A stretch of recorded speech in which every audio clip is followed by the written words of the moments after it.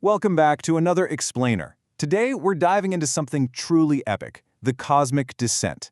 Now, I am absolutely thrilled to unpack this with you because we're looking at a classic, deeply profound excerpt from the Mahabharata. And listen, we aren't just dusting off ancient history here.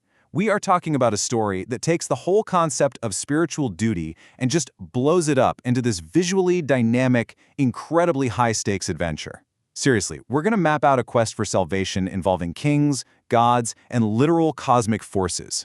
So, let's get into it. 60,000. Okay, wrap your head around that number for a second.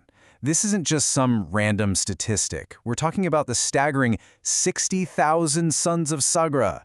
According to the text, these 60,000 souls were wiped out. They perished in an absolute instant by the majestic sage Kapila, a being of mighty soul. And because of exactly how they died, well, they couldn't reach the region of the gods. They're trapped, stuck. They have no place in heaven, and they are entirely without salvation. Enter King Bhagiratha. And guys, the sheer gravity of his choice here is it's astounding. Bhagiratha is described as this incredibly beloved ruler, literally the delight of the eyes and soul of the whole world. He's got a massive, powerful army. He sits on an imperial throne. He's got it all. But when he finds out about his forefathers' doomed fate, what does he actually do?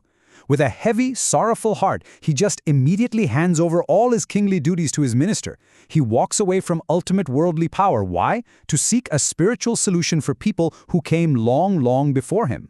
Which brings us to a massive cosmic problem-solving framework. I mean, he can't just snap his fingers and wish them into heaven, right? He's got a to-do list. First, actively atone for their sins. Second, appease the great goddess Ganga. And ultimately, as we're going to see, secure the help of Lord Siva himself. Let's look at how he tackles step 1. Part 1. The Catalyst. The Journey to the Himalayas. So, to wipe out his family's inherited sins and win Ganga's favor, Bhagiratha leaves all of civilization behind and heads for the absolute foremost of mountains. The text actually spends a ton of time describing this environment, and you have to hear this hyper-specific, lush imagery. It paints a picture of a mountain teeming with lotus plants in these delightful reservoirs. You've got peacocks, cranes, celestial nymphs just relaxing on stony slabs, and demigods wandering the hills. It is the definition of divine beauty and serenity. But hold on, it definitely wasn't just some picturesque vacation spot. Oh no.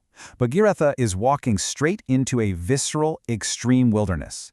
We're talking a place infested by snakes bearing terrible poison and glowing tongues. He's facing lions and tigers lurking in caves, and massive elephants literally rubbing their tusks against the trees. So the breathtaking beauty and the lethal danger? They are intimately woven together to test absolutely anyone who dares to enter. The text really drives home just how surreal this environment is by comparing the massive peaks visually. Imagine this. In some places, the mountains look like massive chunks of solid gold. In others, they resemble piles of pure silver. And this is set against a dramatic, stark contrast of dark, imposing sable heaps of collyrium, which is this very dark mineral. It's a landscape of absolute extremes. Moving on to Part 2. The First Trial. 1,000 Years of Penance. Now, surviving this landscape, that requires a level of focus that is just unimaginable. You don't just endure in a place of golden peaks and poisonous snakes without some serious, incredible discipline. Bhagiratha doesn't just passively sit and pray. He undertakes what's called austerities, an awful, incredibly severe course of life and penance. He puts his body through a grueling physical trial. The text is very clear here. His subsistence was literally nothing but water, fruit, and roots. He strips away every single royal comfort just to prove his absolute devotion, hoping to wipe his family's spiritual slate clean. To really grasp the mythic scale of this dedication, you have to look at the timeline.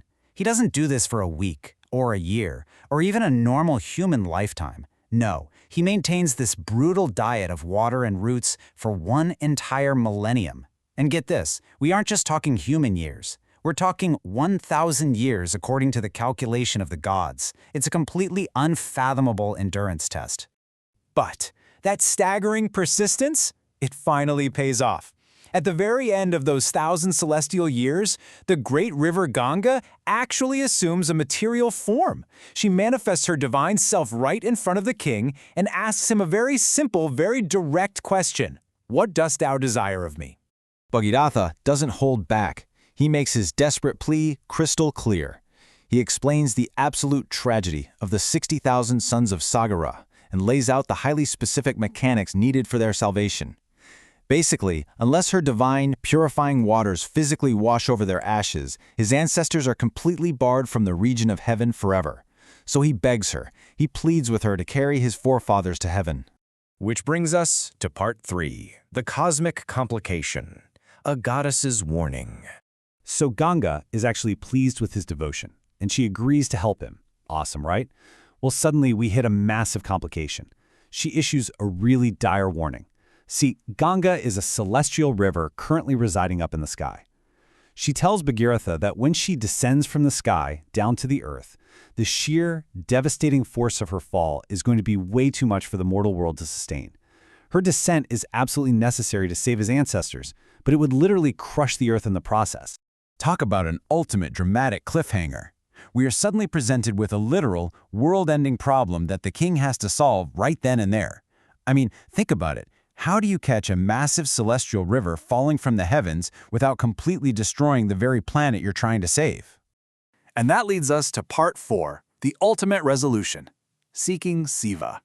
The only way out of this requires yet another epic divine intervention.